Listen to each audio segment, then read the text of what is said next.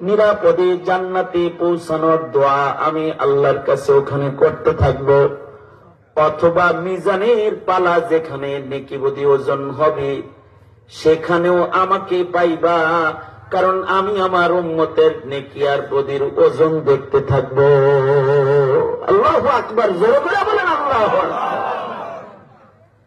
এমনকি আল্লাহর রাসূল সাল্লাল্লাহু আলাইহি ওয়াসাল্লাম তিনি তো যার নেকির পালা হালকা হবে তার পাশে দাঁড়ায় যাইবেন তাকে জান্নাতে নেওয়ার জন্য।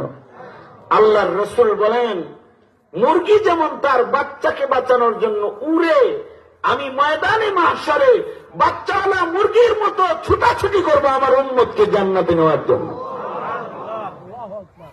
হাদিসের ভিতরে আছে, কেউ যদি আল্লাহর রাসূলের নামে একবার দরুদ পড়ে এর জন্য সেই ময়দানে মাহশরে নবীর আলাদা সুপারিশ পাবে।